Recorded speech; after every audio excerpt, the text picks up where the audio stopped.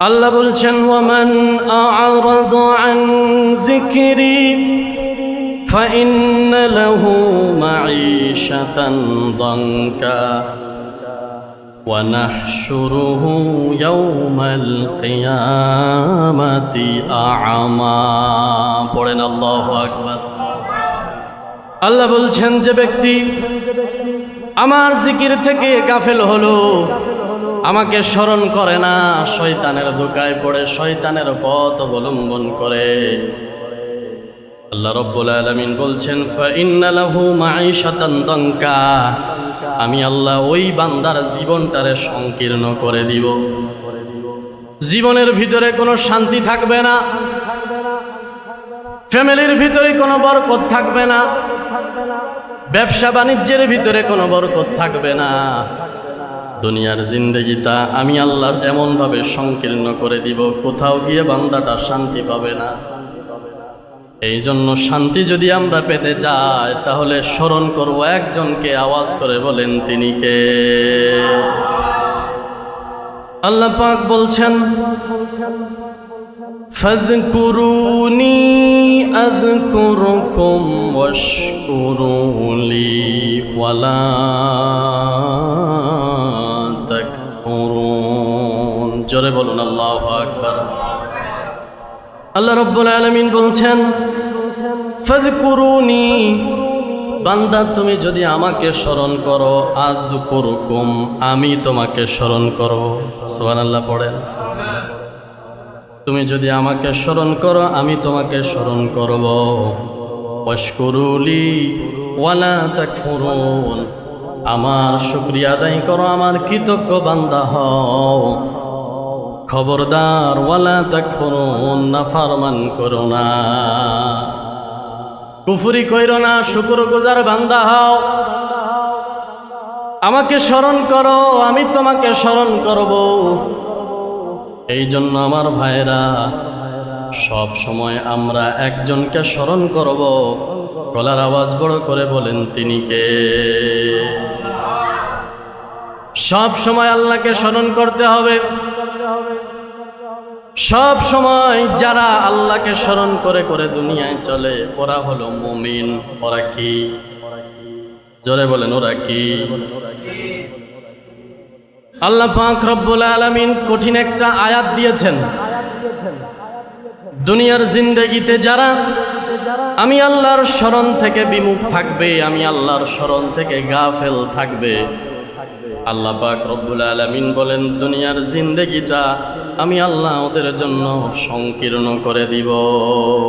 পরে নাউজুবিল্লাহ। আল্লাহ বলছেন ওয়ামান আ'রাদা আন যিকরি ফাইন্না লাহু মাঈশাতান দানকা ওয়া নাহশুরুহু ইয়াওমাল কিয়ামাতি আ'মা। পড়েন আল্লাহু আকবার।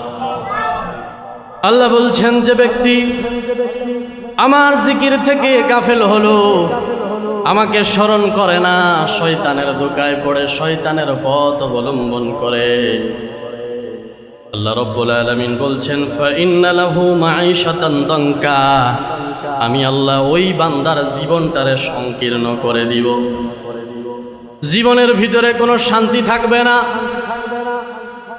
ফ্যামিলির ভিতরে কোনো বরকত থাকবে না, ব্যবসা বাণিজ্যের ভিতরে কোনো বরকত থাকবে না।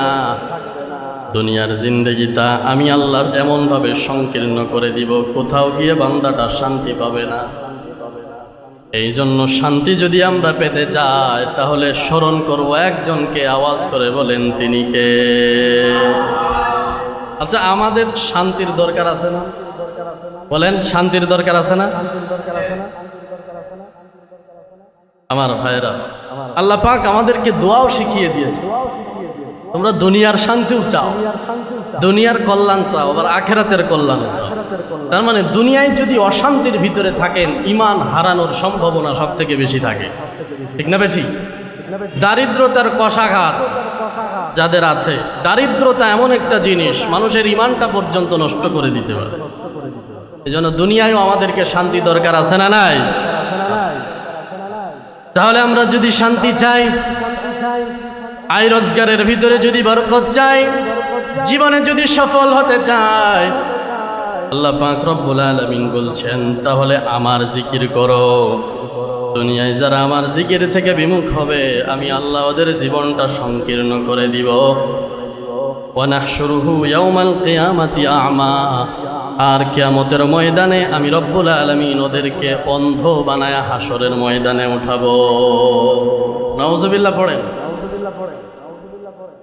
কিয়ামতের ময়দানে, হাসরের ময়দানে ওই বান্দাকে যখন আল্লাহ পাক রব্বুল আলামিন অন্ধ বানায়া উঠাইবে, তখন ওই বান্দা বলবে, قال رب لم حشرتني أعمى وقد كنت بصيرا।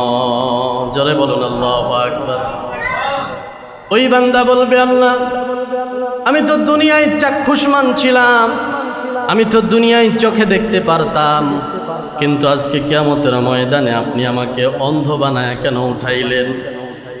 লিমা হাশারতানি আ'মা, এই হাসরের ময়দানে আমাকে কেন অন্ধ বানায় উঠাইলেন?